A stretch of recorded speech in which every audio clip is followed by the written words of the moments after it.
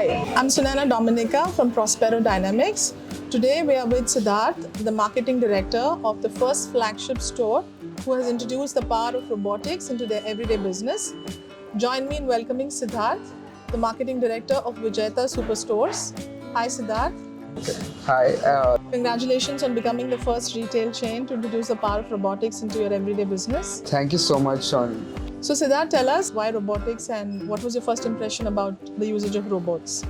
Firstly, we are very impressed on how the robot can actually create a personalized shopping experience for the customers, and also how easily it can do the task without any manpower, and which also makes our day-to-day life easier. All right. So how do you find, now that the robots are operational in your business, how do you find the user interface, the features, and also the navigation of the robots?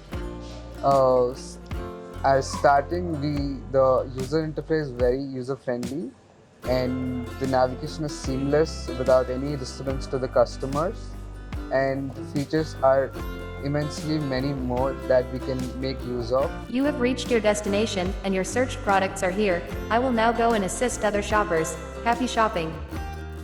All this contribute to a user-friendly experience in our store. Thank you, Siddharth. Thank you for your time. Thank you so much.